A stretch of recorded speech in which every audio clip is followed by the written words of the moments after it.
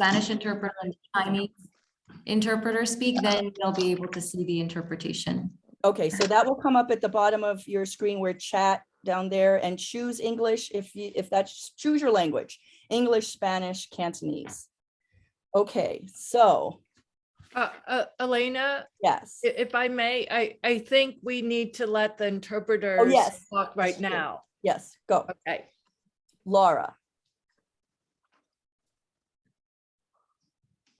Entonces, en un minuto ustedes van a poder ver en la parte inferior de su pantalla donde pueden escoger su idioma. Pueden escoger bien sea español, cantonés o inglés. Okay, and Yikfei, or I'm not sure who's going to do this part. I can do that. 歡迎各位參加今日嘅住房與環境正義工作坊。若果你想選擇廣東話作為會議嘅語言嘅話咧，我哋提供即時口譯服務。請喺陣間啟動咗翻譯服務之後，喺個工具列嗰度咧單擊地球儀個圖示，進入去選擇。你可以選擇英文、廣東話，亦話係西班牙語。若果你唔想聽到原講者嘅英文音效喺後邊嘅話咧，請你亦都選擇靜音原有音頻就可以噶啦。如果你係用安卓或者流動裝置上網咧，請喺角落頭個3點嗰度單擊進入，亦都可以選擇到我哋即時口譯服務。多謝各位 ，Thank you。Thank you. Yeah, it's not on yet. It will be in a minute. The button, there it is. The button has shown up. And I'm going to do the same thing. And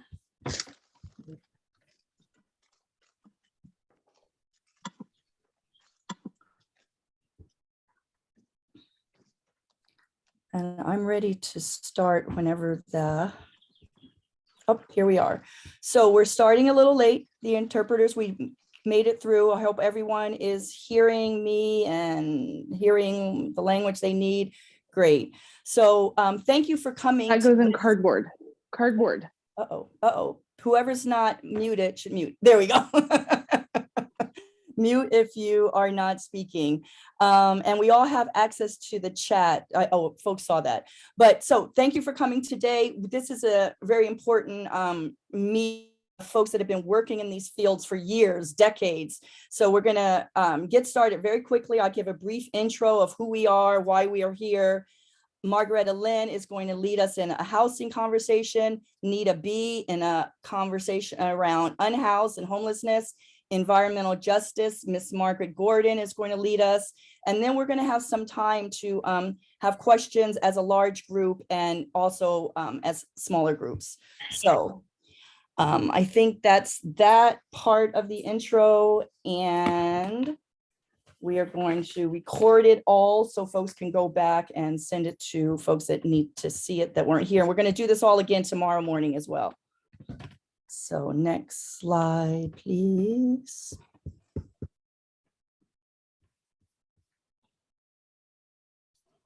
Okay, what is the general plan?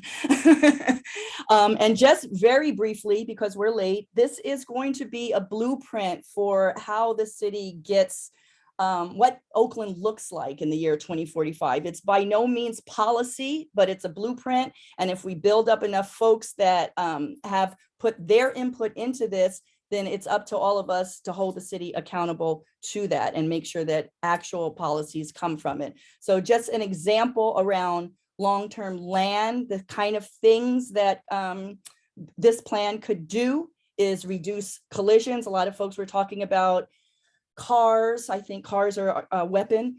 More parks and rec, new housing, affordability, all the things that folks were writing in the chat. We can actually lay a groundwork to make it happen. And then also being very aware of climate change and sea level rise and heat and pandemic and all of that. So these are the kind of things that we're talking about. That's why it's important for everyone to be a part of it. And next slide is who are we? Deeply rooted.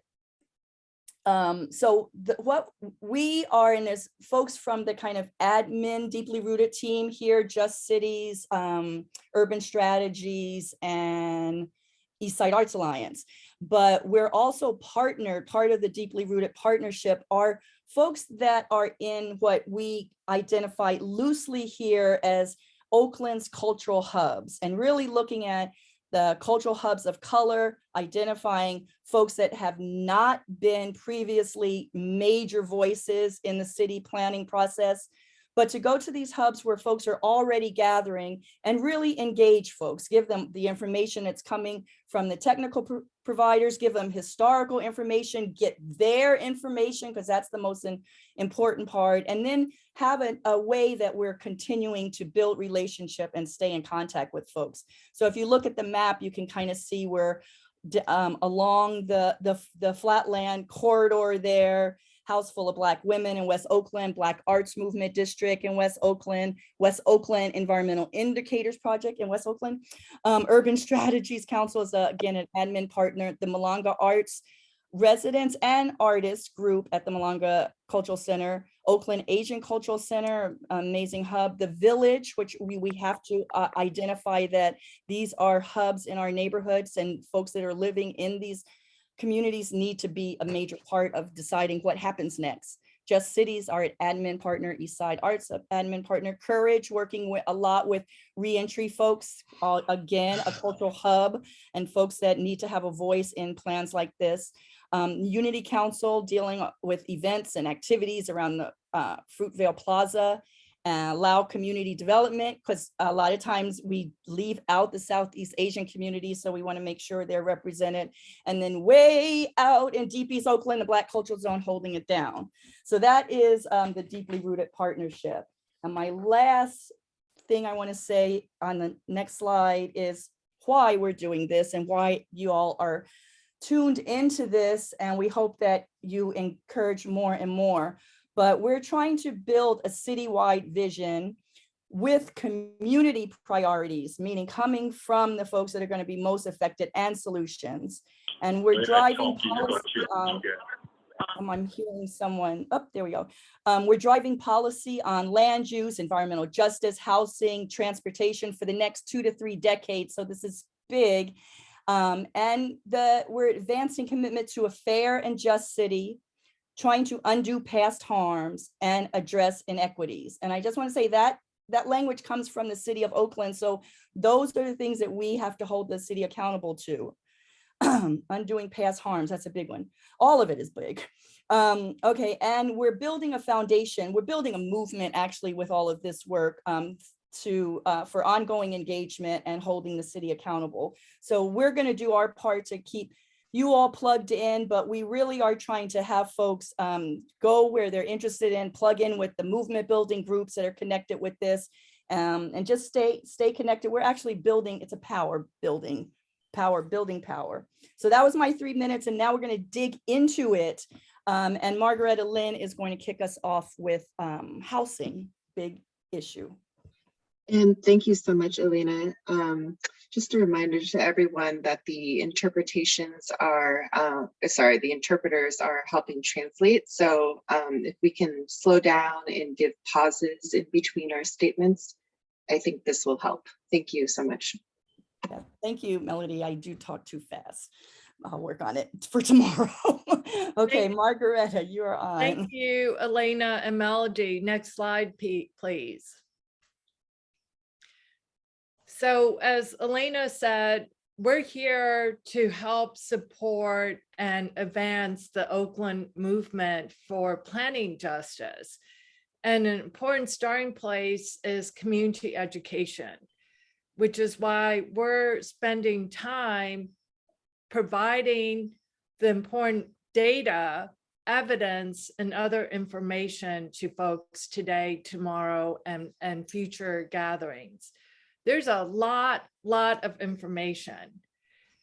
So we will be sending this PowerPoint out to everyone who has registered, and it will also be made available on the city's website.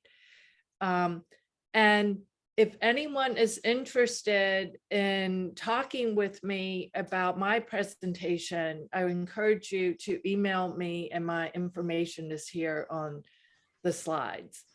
Next slide, please.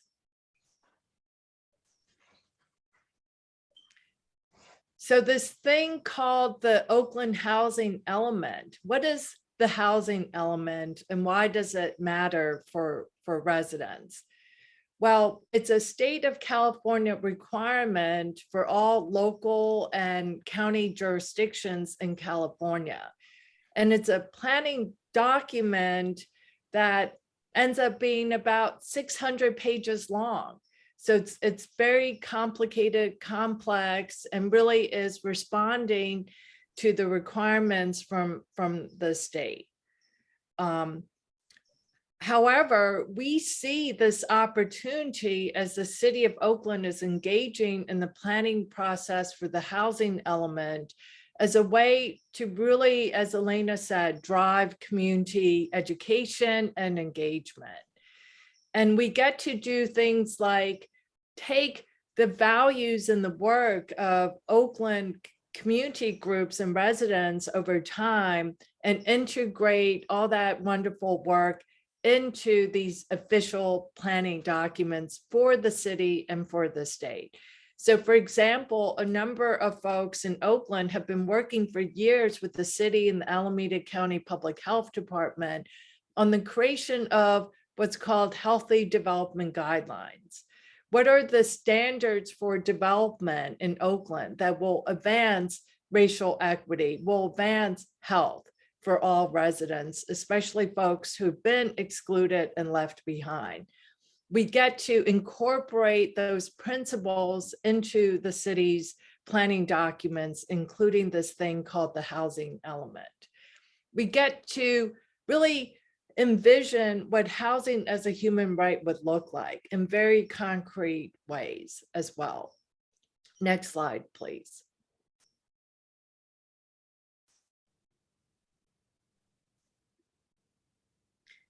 So there are these deadlines that the city has to meet from the state.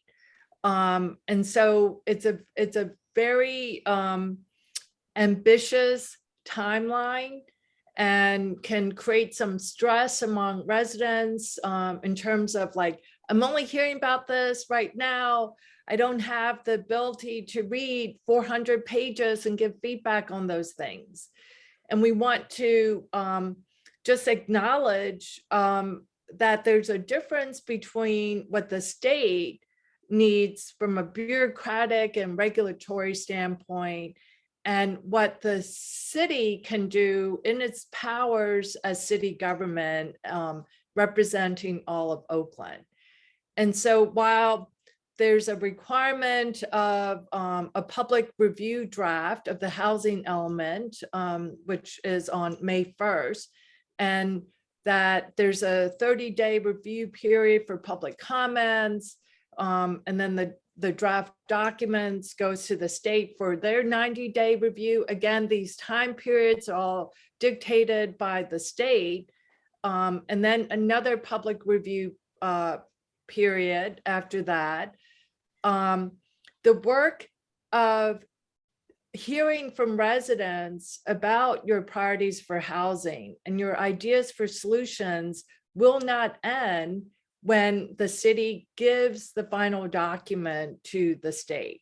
This is policy making is ongoing. And so we thought it's really important for folks to know and understand this. Next slide, please.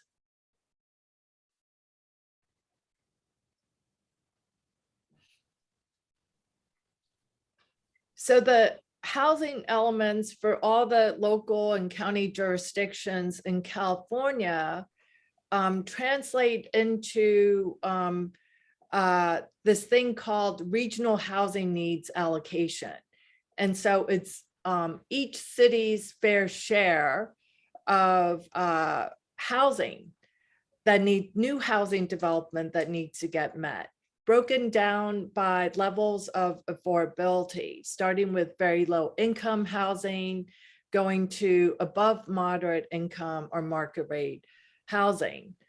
And so just wanted to pause and help people understand this table.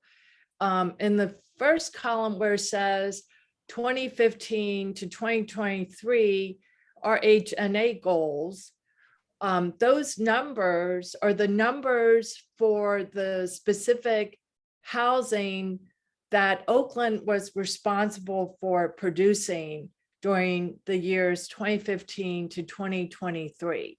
So it was a total of 14,765 housing units. Of those 14,765 numbers, 2,059 of them were supposed to be affordable to people who are considered very low income.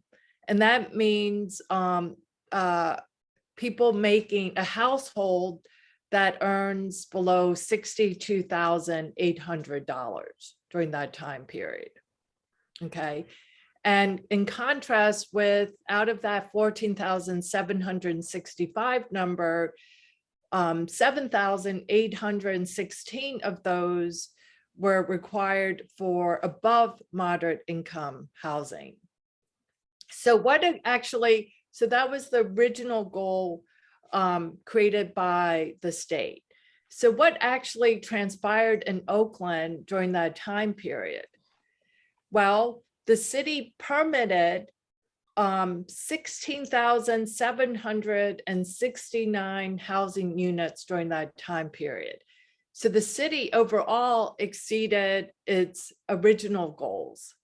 However, there was a discrepancy in terms of the affordability levels of those housing units permitted. That the city actually, in Oakland, we overproduced or over-permitted above moderate income housing units. We overachieved our goals for market rate housing. And unfortunately, we underachieved our goals for low income affordable housing units.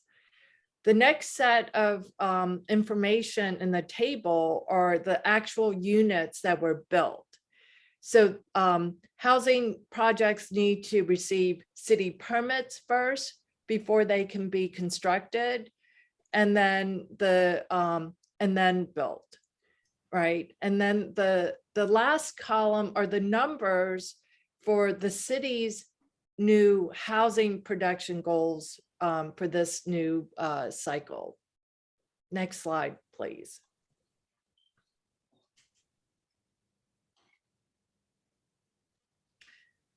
So this is a map of where the new housing units were built across the city of Oakland. And in Just City's sampling analysis of those units, we found that the affordable housing projects were concentrated in flatland neighborhoods near the freeways, and that the market rate units were built around downtown area and also in parts of East Oakland. Next slide.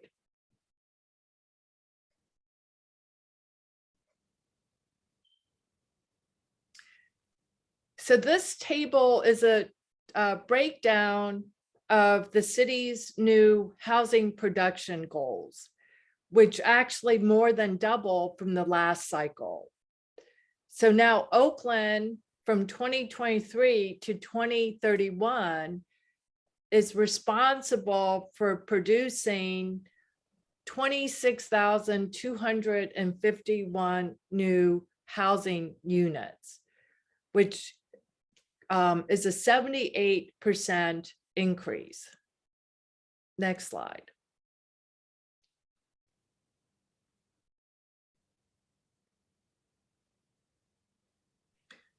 So where's the city going to meet that new production goal? Well, first, they're looking at the housing sites that were not developed in the last cycle. And there's about 5,431 potential units on those housing sites that have been identified in the last cycle. The deeply rooted collaborative's recommendation to the city is to prioritize the development of more lower income housing. So this table is a table from the city's technical consultants around their recommendations. And our recommendation is to go back to the drawing board and figure out more lower income units rather than the above moderate income, because the city is doing fine with meeting its market rate housing goals. Next slide.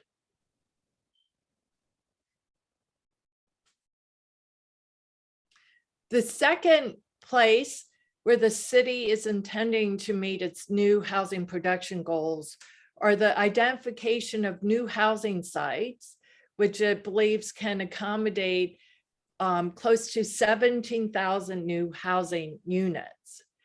And our recommendation for the city is that all city-owned land be used for lower income housing. And in this table that came from the city's technical consultants, they're recommending that little over 1,000 housing units of market rate housing be built on city-owned land. And we think that given the challenges that Oakland has in meeting its affordable housing needs, that the city actually uses all city-owned land, and that all publicly owned land owned by the Housing Authority, from BART and other public agencies actually 100% be used for affordable housing. Next slide.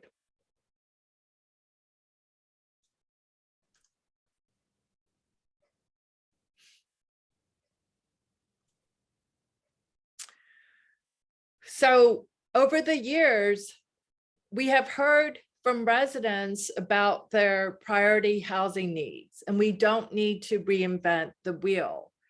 Number one, time and time again, homelessness has been identified as the number one priority for Oakland residents across the board.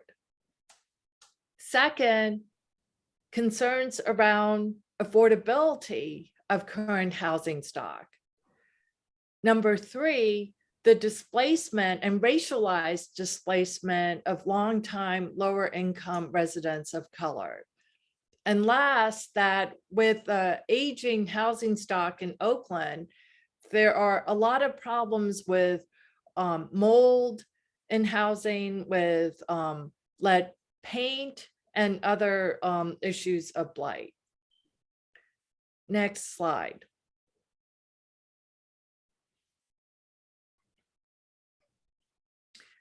So in Just City's analysis of housing affordability, the data shows that zip code and race both strongly matter in terms of housing unaffordability, right?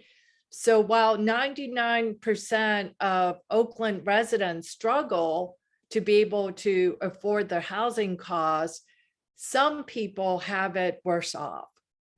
And so this table shows the percent of residents by race in terms of what percent of median household income needs to go into being able to afford median rents. And we see that our Black residents have it the worse off, right? That Black residents in Oakland would have to spend close to 77% of their income in order to afford housing costs in Oakland, compared to white residents who would be spending 29% of their income towards housing costs, which tends to be more affordable. Next slide.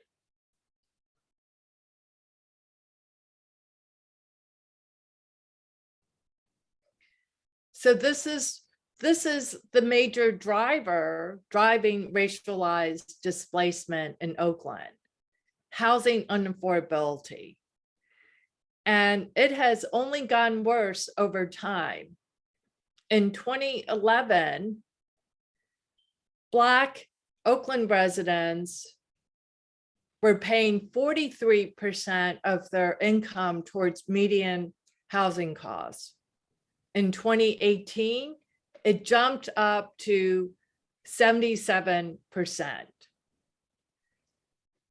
This is a major reason why we have lost 31% of Oakland's Black population from 2000 to 2018. Racial displacement is also impacting the Asian American community in Oakland, and this is less well known, right? So when you look at the Asian American enclaves in Oakland of Chinatown, downtown, Eastlake, Ivy Hill, and San Antonio, we also see significant declines of the Asian American population in those ethnic enclaves. And while citywide, we have seen the increase of the Latinx population in Oakland, our research and people's lived experience show us that it's because many people are overcrowding into existing households, right? Which is a different pattern than displacement and gentrification.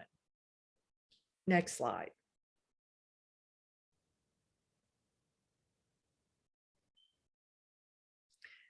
Needa Bee from the Village is going to speak on this much more eloquently than I.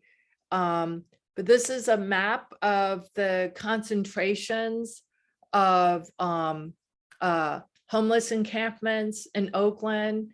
It shows the disproportionate concentration in our flatland neighborhoods. Yes, we have always had unhoused people in Oakland and California and across the nation, but things have gone so much worse over time. There's been an increase, a 91% increase in Oakland's unhoused population from 2013, right? And there's racial disparity on the folks who are most impacted. 70% of Oakland's unhoused population are Black African American, compared to only being 24% of the overall population. Next slide.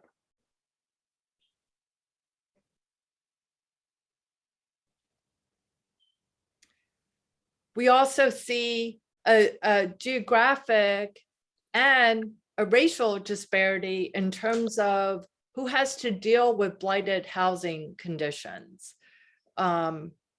with concentration of blight housing complaints in East and West Oakland, and issues of overcrowding as well. Next.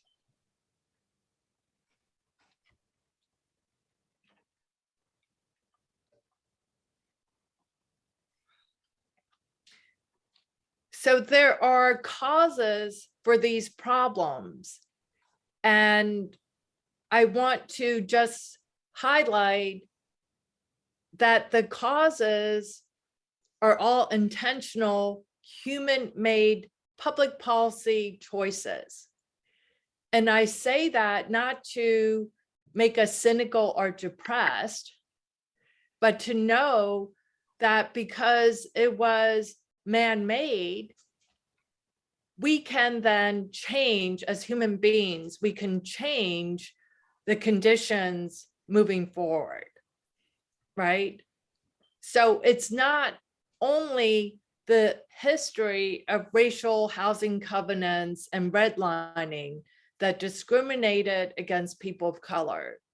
It's also issues like the state law that the state legislators passed called Costa-Hawkins that prevents single family homes from being under rent control.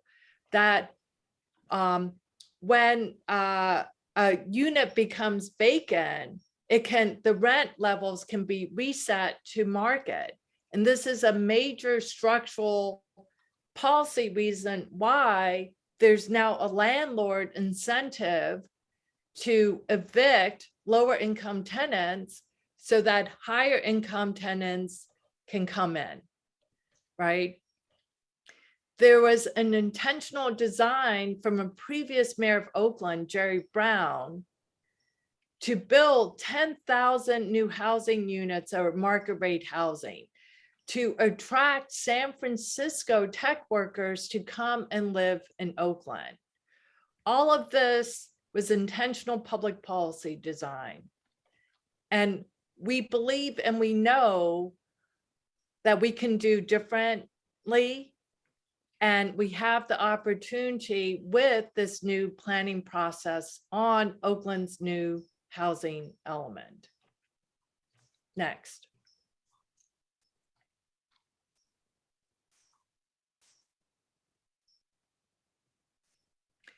Another major structural factor that's driving today's homelessness and racialized displacement was the intentional predatory lending targeting low-income neighborhoods of color in East and West Oakland neighborhoods. And in a study that Just Cities conducted for the Oakland Department of Transportation, we saw a direct connection between the neighborhoods that were targeted for predatory lending that then were foreclosed upon and the concentrations of today's homelessness and also racialized displacement.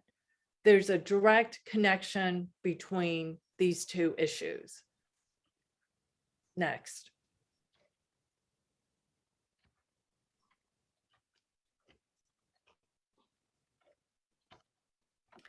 So the next set of 3 slides are summaries of the housing policies that the City of Oakland has enacted over since 2014.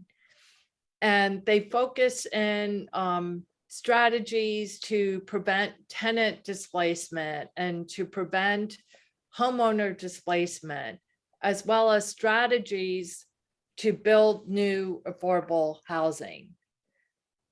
And so, for example, Measure JJ was a ballot measure that fixed some of the gaps in the city's just cause eviction protections. Next slide.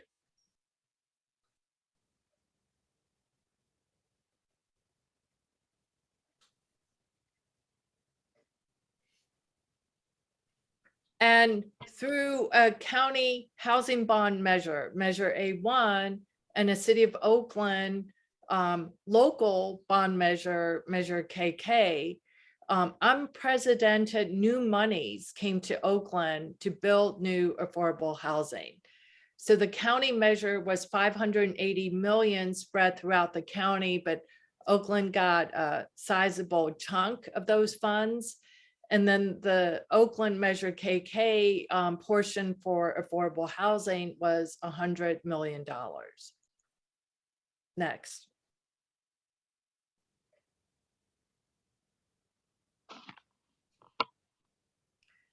There were also changes to Oakland zoning laws to support Oakland's goals around housing and including housing for unhoused folks. Next. So this last slide summarizes some potential new housing policies.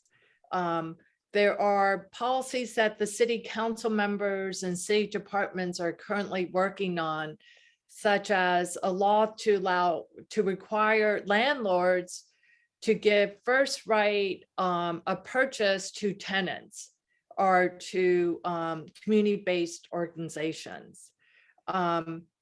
there are also a lot of ideas that we've heard from community residents throughout this community engagement process, including the idea, a recommendation for creating a citywide housing commission that currently does not exist, made up of residents, or having these neighborhood planning councils so that residents in a structured, formalized way have power and voice over what gets developed in our beloved city and in our neighborhoods. And so with that, I will turn it over to Needa Bee from the Village, who's going to be talking about homelessness in Oakland.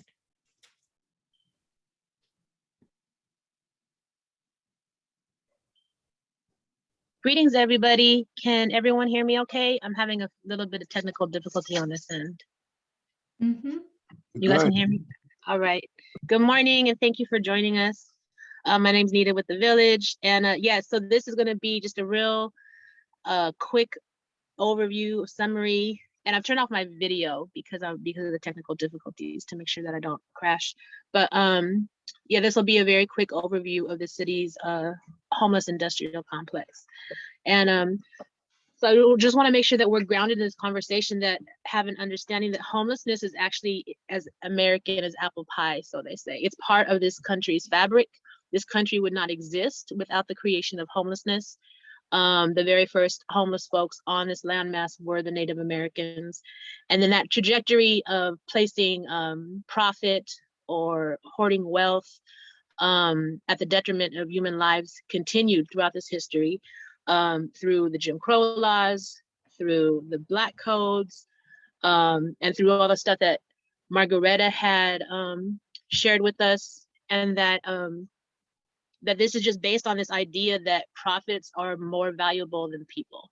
And until we change this paradigm that places profits before people, and until we address the deep institutional racism here in America and the deep colonial mentality here in the United States, we're not going to shift away from having homelessness and unhoused folks exist in this country.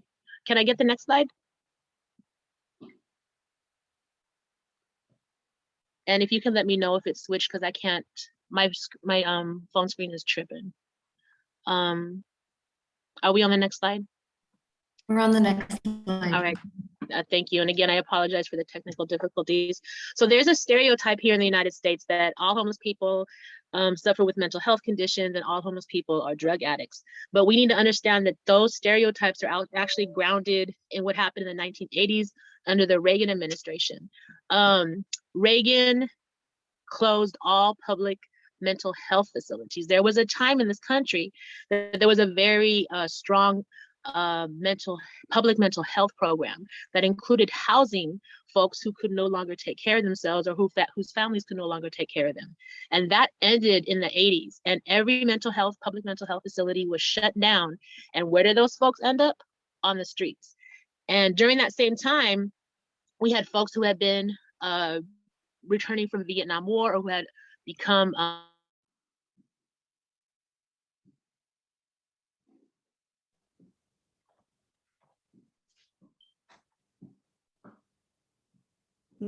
Needa, I'm not hearing you. Are you all hearing Needa? Something happened, Needa. Provide them with services that end.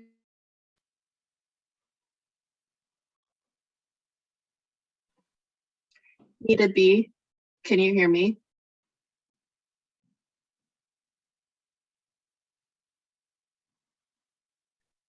Needa Bee, we're Black and brown folks, losing your audio. especially Black folks. Okay. I'm sorry, I'm not sure what to do. We can hear you again now. Maybe could you go back 8 or 10 seconds ago? Sure, I'll just start with where I was with this slide. That so we have a stereotype here in the United States. Is this better? Is my Yes. okay. All right, wonderful. So we have a stereotype here in the United States that all unhoused folks have mental health issues, and all unhoused folks are drug addicts. And that actually came out of the 80s under the Reagan administration. And what Reagan had done is there used to be a really robust mental health programs, public mental health programs here in the US, which included housing folks who were suffering with mental health issues. That entire piece of the budget was deleted by the Reagan administration. And the result was that unhoused people who were in those facilities were released onto the streets. And that has continued till today. What also was happening during that time is Reagan cut all the funding for veteran outreach services. So before he cut the funding, what would happen is that people who worked with veterans would be out on the streets providing veterans from US wars with outreach, with services, with placement into housing. That program was cut. And so the services still existed, but the outreach for those services were eliminated. And what also happened during the 80s under Reagan's administration was the famous war on drugs, which we know was really just a war on Black and brown communities who were successfully organizing themselves and, you know, practicing self-determination. And so the crack epidemic, which was created by the government itself, was just a way to destabilize people. And they came behind it with all this criminalization of drug addicts, drug users, people dependent upon drugs, to criminalize that population. And so this is where we get those stereotypes. And those stereotypes don't really do service to what's happening right now. And what's happening right now is that we have gentrification. And this is the worst homelessness that we have seen in this country since they displaced the Native Americans from their lands and since the Great Depression. We haven't seen this level of homelessness. It's happening across the US. It's not just here in Oakland or the Bay Area. And it's very happening systematically, as Margaretta had pointed out, with blight ordinances, new public housing laws, you know, whatnot, gang injunctions. This is a constant erasure of using the law to remove people. And so that's how we got to here today. Can I get the next slide, please? We're on the next slide. All right, so so fast forward to today, 2022. Every night, according to state figures, there's at least 150,000 people who are unhoused in California. And it's estimated that 30,000 are here in the Bay Area. And according to the last point in time count, 4,000 of those folks are unhoused here in Oakland. According to the work that we do every day here in the village, we believe that number is closest to 14,000. And that we also believe that, you know, this homeless, unhoused state of emergency is directly related to gentrification. You can't remove the two. And that people that you see unhoused on the streets today are they're racial and economic refugees of this agenda. And as Margaretta said, that more than 70% of Oakland's unhoused folks are Black adults, and they range between the ages of 24 to 75. There's also a correlation with gentrification in that number. Prior to gentrification, so we're talking about the 90s, almost 80% of Oakland's housed residents were 80% African American. And so we see this total flip of numbers of who was housed and who is now unhoused. There's also a significant population of Native American folks here in Oakland who are unhoused, and Central and South American folks who also are undocumented. There's many women and children who've been fleeing domestic violence who become unhoused. A lot of LGBTQ youth end up unhoused because their families reject them. And we have folks who are refugees from the wars, undocumented folks, veterans, like I spoke of earlier, formerly incarcerated folks, people who are sick and can't take care of themselves. There is so many, for every person who is out on the streets unhoused, that's how many stories there are for why somebody's living on the streets. The one thing that, so we can't be put together as like this monolithic group, but the one thing that we do share is that we're very vulnerable. We've been criminalized, neglected, and traumatized by our city. And none of us can afford Oakland's new housing, the new Oakland's housing, but that we are very resilient and we're not helpless. Next slide. So a little bit about how the conditions that unhoused folks live in. So as everyone knows, we have shanty towns. We got to call them what they are. We have shanty towns, favelas, slums, tent cities, and vehicle communities.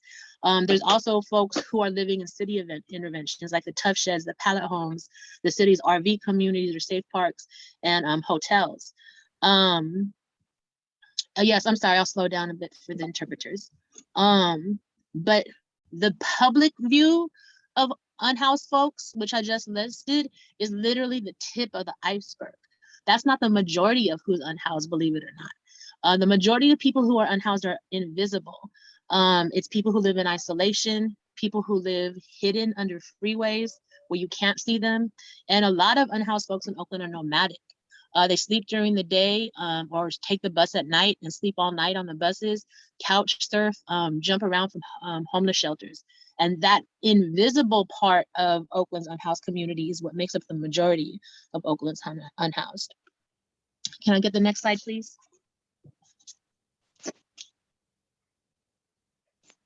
So in terms of, again, the conditions people are dealing with who are unhoused, most folks who are unhoused living on the streets or even in shelters don't have access to clear water.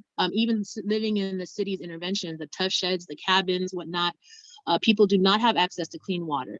They don't have access to power, very little access to sanitation, little access to safety, and no stability. In terms of what people are dealing with besides these dire conditions and poverty is the illegal dumping that's being done by businesses and house residents. You know, people just feel they can just dump their trash in encampments. House predators, organized house predators exploit every single encampment you see out there for, you know, illegal forms of capitalism. And violence is absolutely an everyday piece of life, as well as criminalization. Basically what people are in need of is permanent housing. We believe that, you know, housing first. Housing is the only solution to homelessness.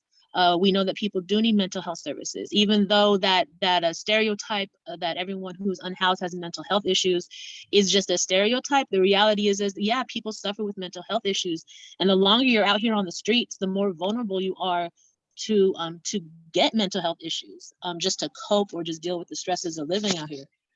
People need medical health services, job training and job opportunities. Finding ways to earn a living is a really big issue for unhoused people. Unhoused folks are a very unhireable population, partly because people need permanent addresses sometimes, partly because folks can't shower. How can you go to work if you can't shower? People, it's a mental health issue, it's a personal hygiene issue, and it's like some people just would rather not show up to work one day. And then with evictions completely, they're constantly rattling the communities. That destabilizes people from being able to hold down jobs. People need things like mail services, laundry services, and advocacy, as well as support navigating through the systems. Can I get the next slide, please? And so one thing to understand is that what we're dealing with when we're talking about the homeless state of emergency and unhoused folks here in Oakland is that we're talking about a human rights issue, which the US itself as a federal government, and that which trickles all the way down to the city, refuses to acknowledge. They will not acknowledge that housing is a human right. And they actually have refused to sign. The government of the United States has refused year after year after year to sign the Human Rights Declaration of the United Nations. The US is one of 3 countries in the entire world that refuses to acknowledge that. I forgot what the second country was, but the third country is Israel. So that's who we're in line with of, you know, denouncing and ignoring people's human rights. So what we also have to realize too is that the kind of struggles or the treatment that unhoused people face here in the US by their governments is actually a civil rights issue. And it's really important that we understand that and understand that that stuff is actually based in discrimination, that it's discrimination against Black folks, it's discrimination against poor folks, it's discrimination against drug addicts and other mental health issues, and discrimination against undocumented folks, et cetera, et cetera, et cetera. If we look at who is in the streets, it's people who are already systematically being discriminated against. And that discrimination has trickled down into becoming homeless. And so why that's important to understand is that the city's approaches, and it's not unique to just Oakland, but the city's approaches are based in this discrimination of the anti-homeless, the anti-poverty, the anti-Black. Can I get the next slide, please? And so discrimination shows up through criminalization, and criminalize the unhoused, and that approach is that people are disposable, that people can be treated like trash, is what actually informs every intervention that the City of Oakland has and how those interventions are carried out. Next slide, please.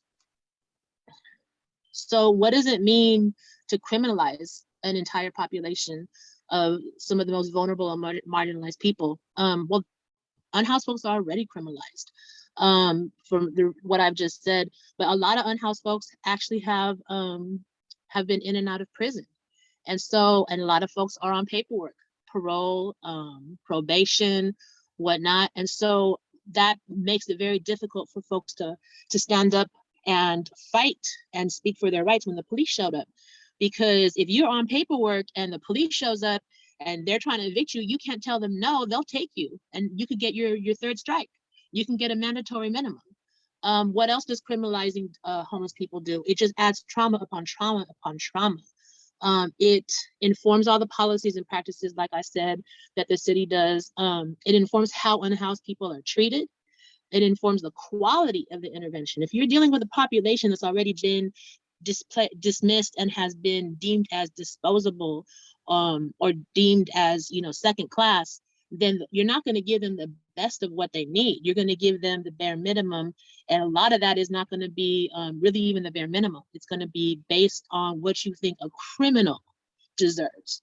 Another thing to understand about what is happening with the city's interventions to homelessness, and this was proven in the audit to around homelessness that both Just Cities and the Village and the Homeless Advocacy Working Group worked to get, is that the city's interventions towards homelessness are just completely riddled with corruption and mismanagement.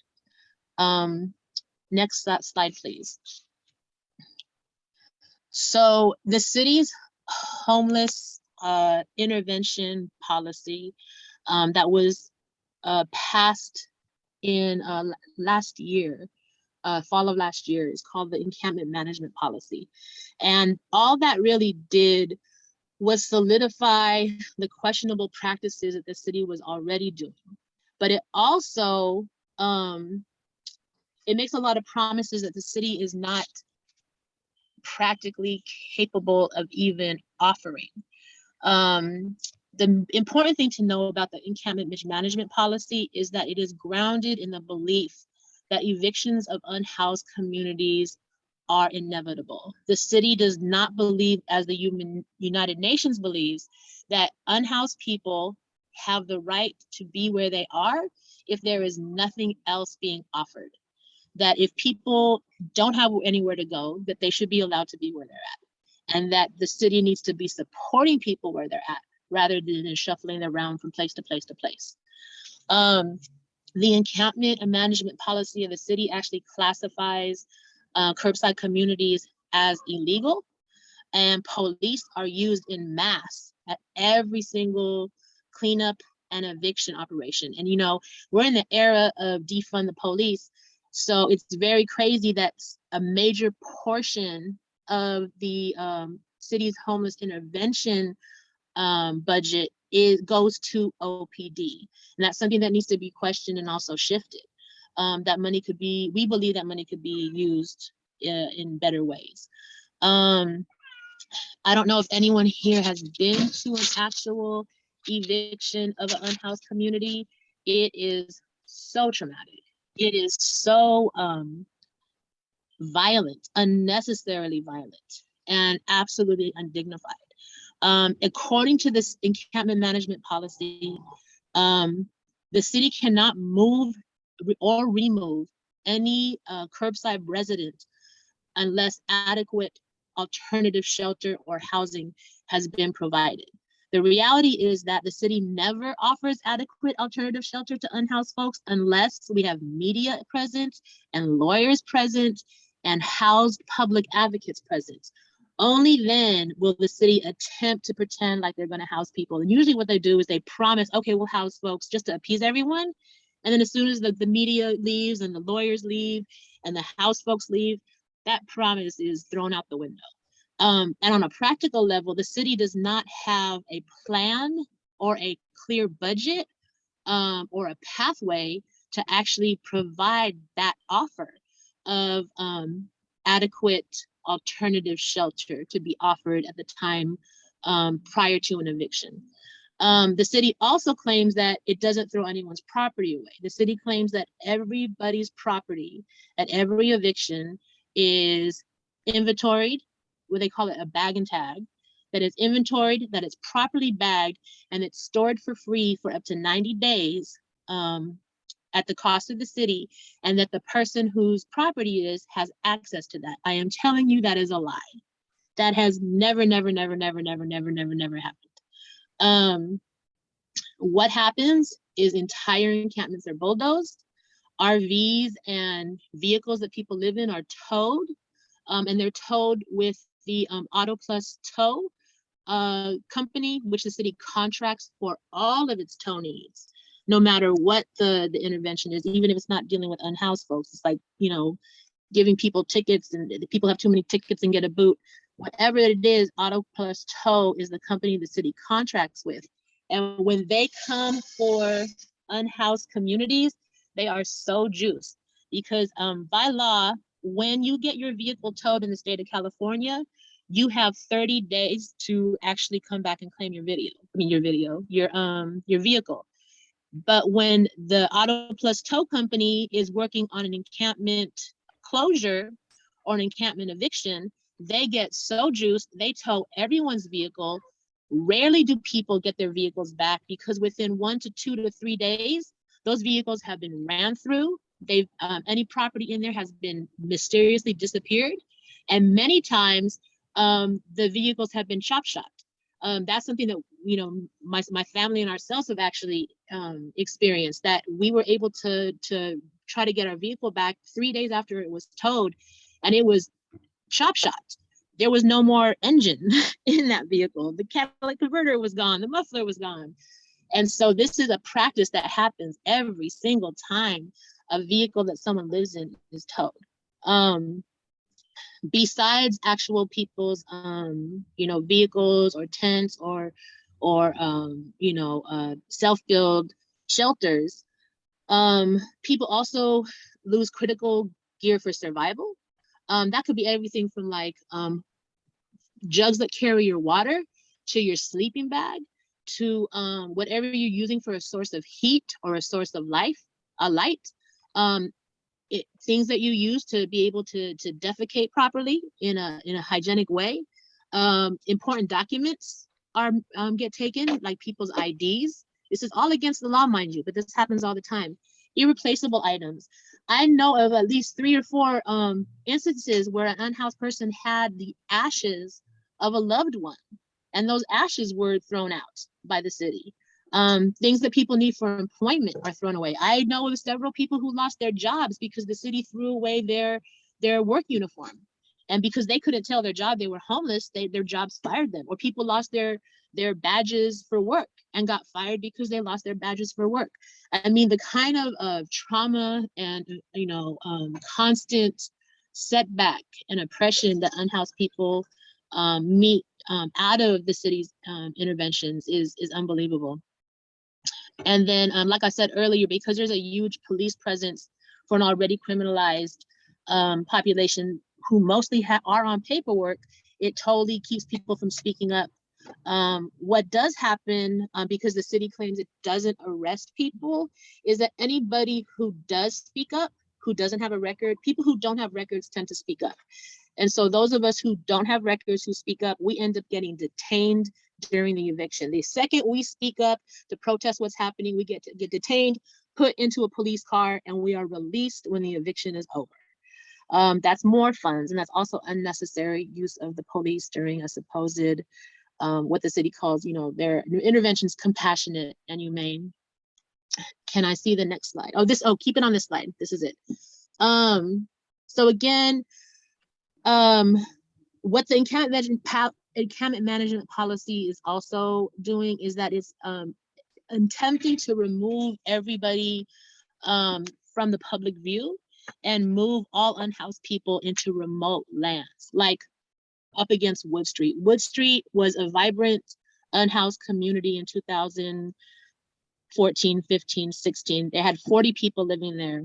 And then as West Oakland and East Oakland and downtown got, they started removing curbside communities from those areas, they literally herded people onto Wood Street. So what Wood Street is, what you see right now, that was literally created by the city of Oakland. The administration told the encampment management team what to do, the police and public works directed people and even sometimes put people in trash vehicles to move them to Wood Street.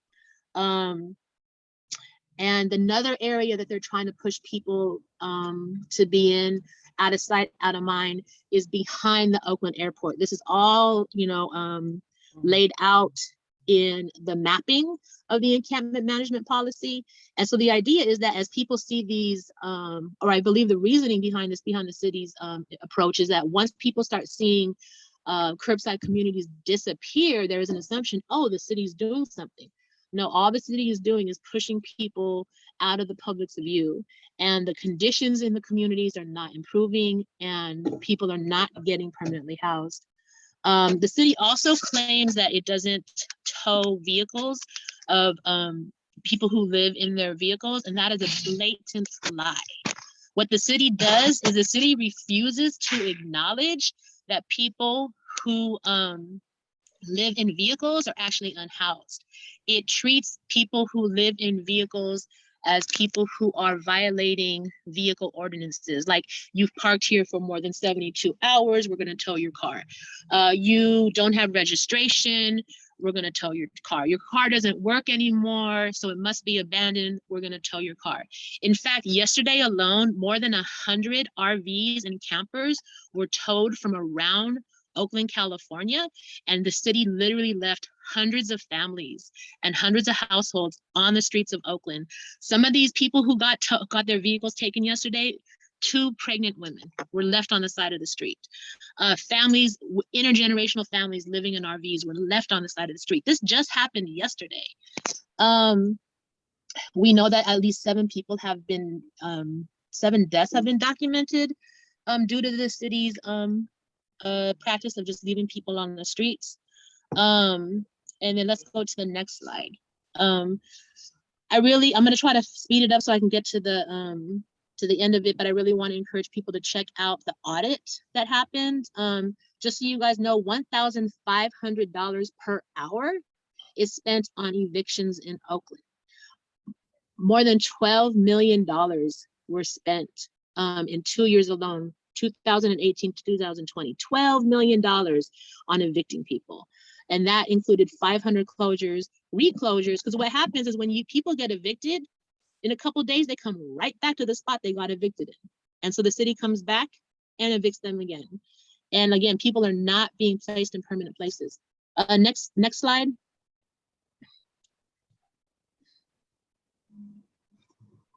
And so so from 2017 to 2022, this is the list of all the interventions that the city has actually been doing. What I actually forgot to add on here was there's a new ordinance that allows landlords to rent driveways and backyards for RVs and tiny homes.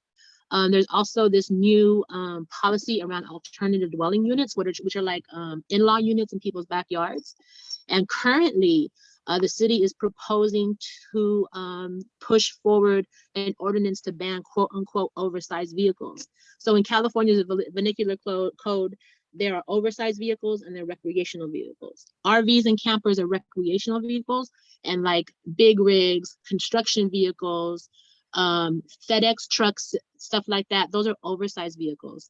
This ban that they're proposing to push through right now, the city council, actually, it's called, the ban on oversized vehicles, but in the ordinance, it actually exempts quote unquote oversized vehicles. It actually lists all the vehicles that it exempts, and it exempts everything that is actually an oversized vehicle. And it does not talk about RVs. It does not talk about campers, but that's exactly what this ban is going to go after. And basically this ban would be allowed to tow all RVs and campers off of the streets of Oakland. All of these interventions you see in front of you, these are not what we have been asking for. They are, they're named as if they're things that we've been asking for, but they're morphed. Most of them don't work well, or they're completely mismanaged. And every single one of these is temporary. And there's actually not a single element of permanent housing built into Oakland's unhoused interventions. So while Oakland says they believe in housing first, really they believe in eviction first, and they don't even talk about housing people. Let's see the next slide. So one thing that policymakers should need to know, or people who have advocated for policy need to know around perspectives and experience of unhoused folks, is that to listen to unhoused folks first and foremost. It's a radical idea that the people who are most impacted can actually like come up with solutions, but that's real. And that goes to any marginalized community in the country.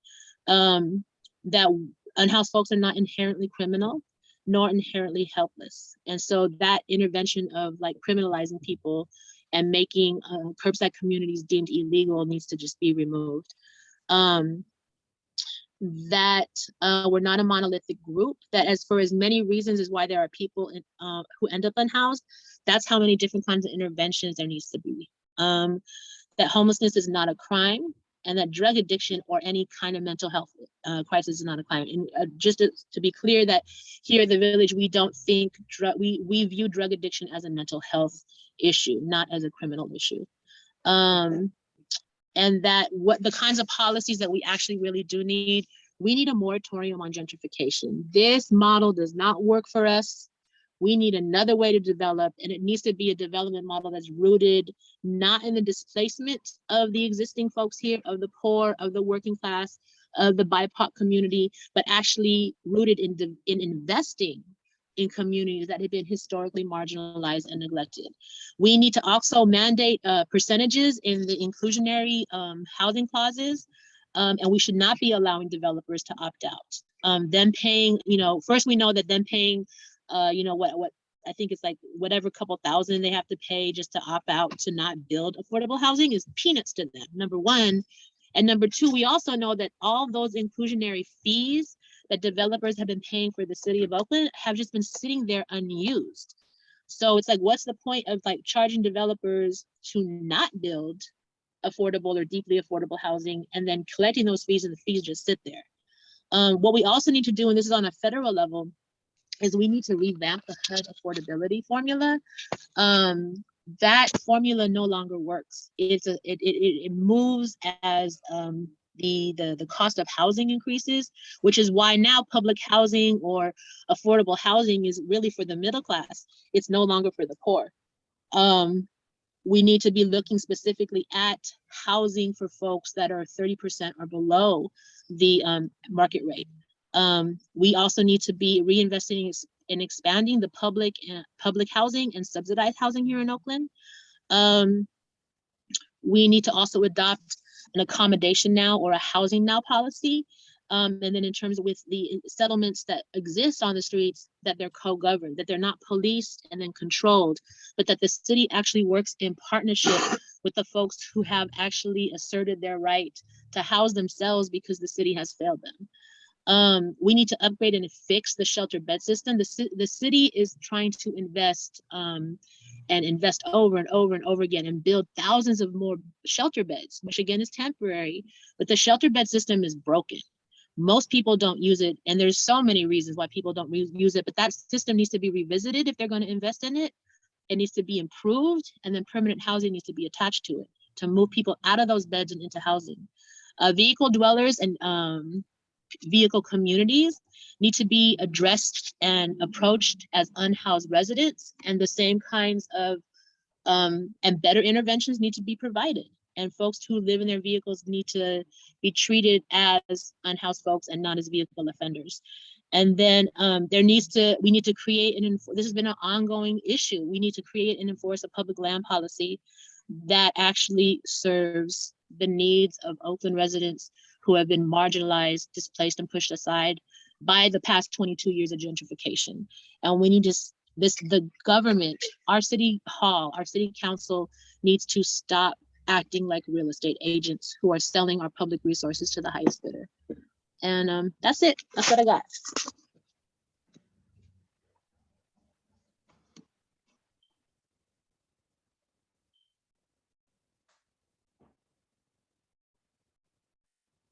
Thank you, Needa. Thank you, Margaretta.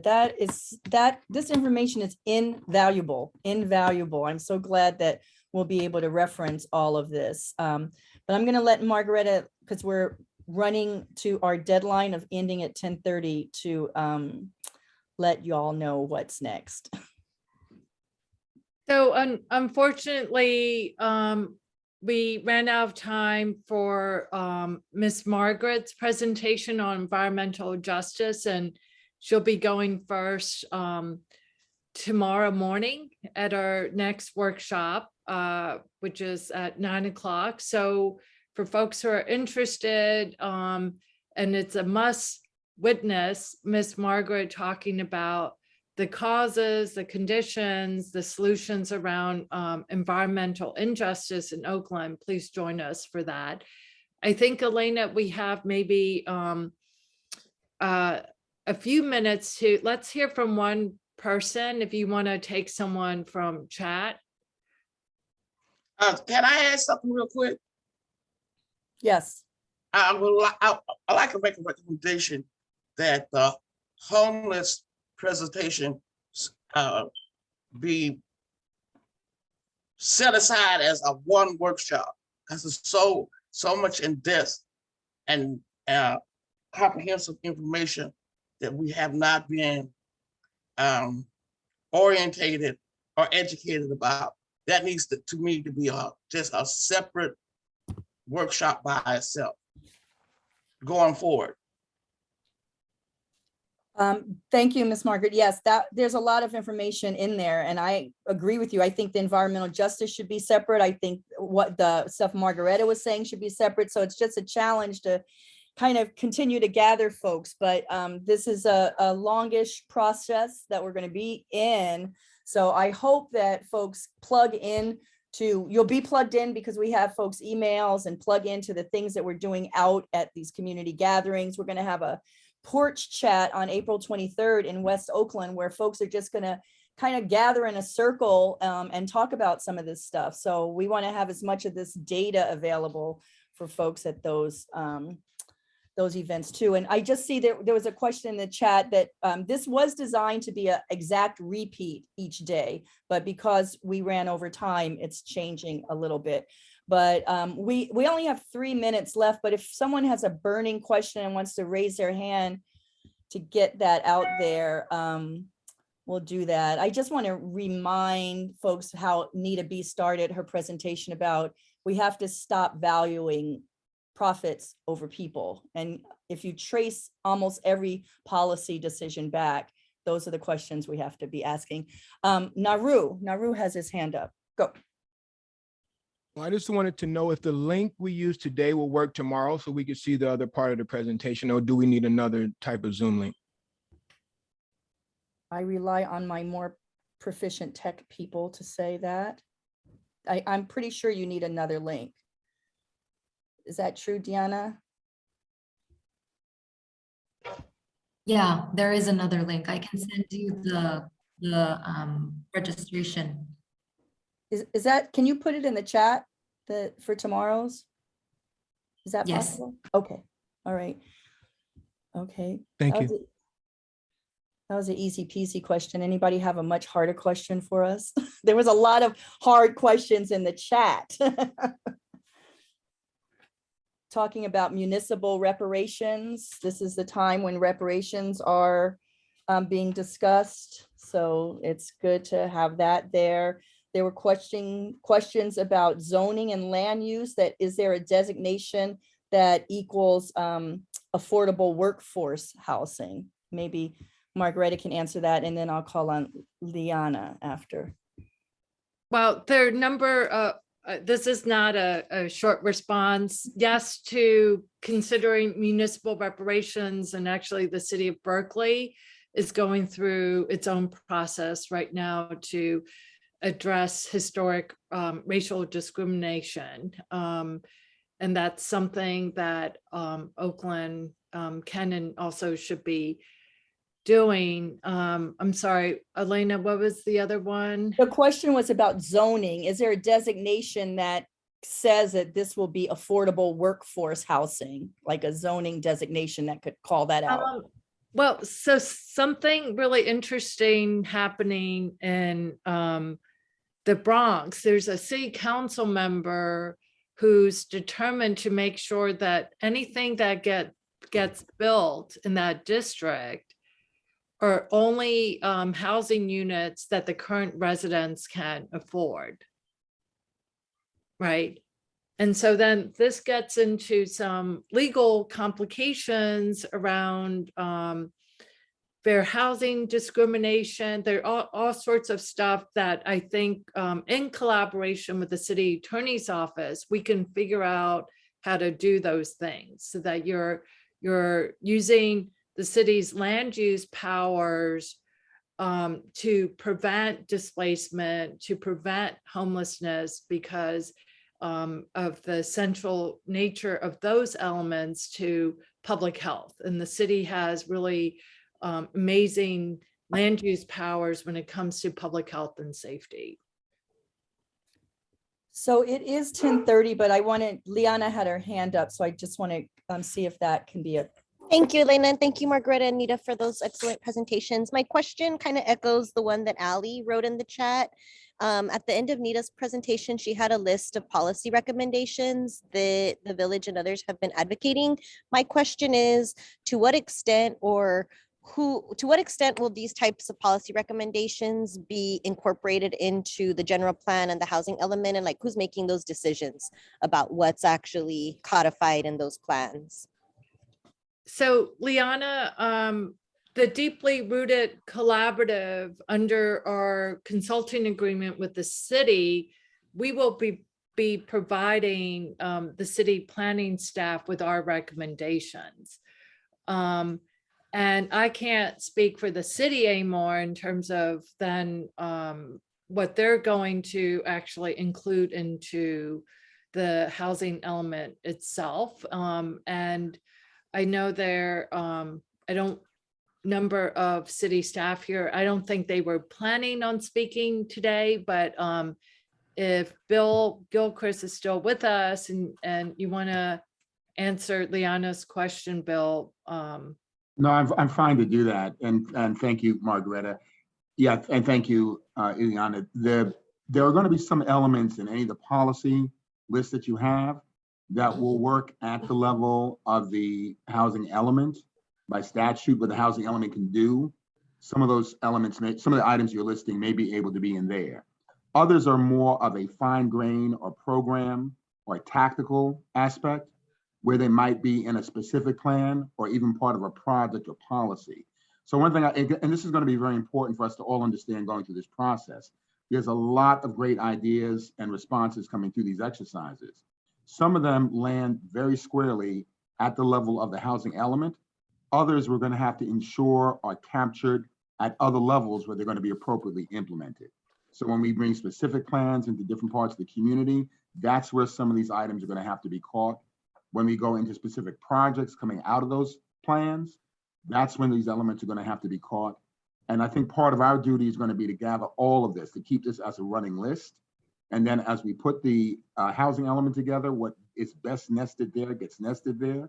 And as we move forward with implementation, we ensure that these other elements are placed where they need to be in order to be successfully done and executed. So I just want to make sure that it's not like we're going to hoover up everything that is discussed into the housing element and it appears there.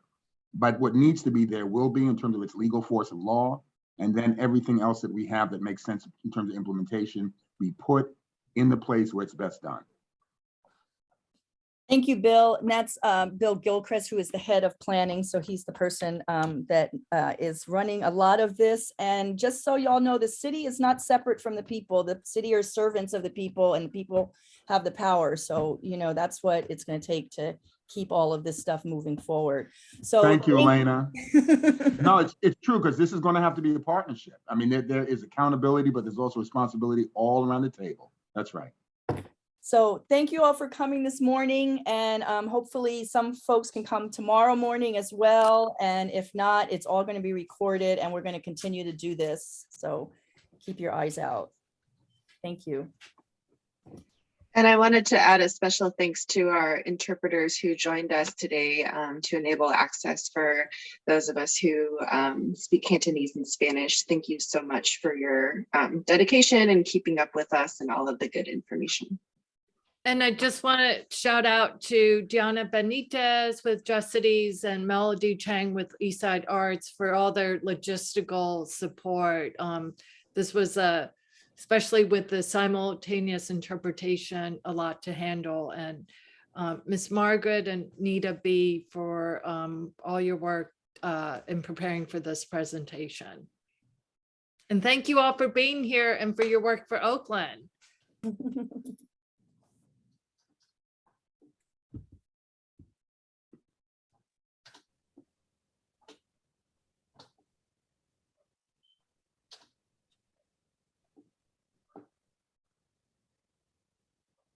So Elena, Melody, Diana, Miss Margaret, and Needa, maybe we could stay for a few minutes.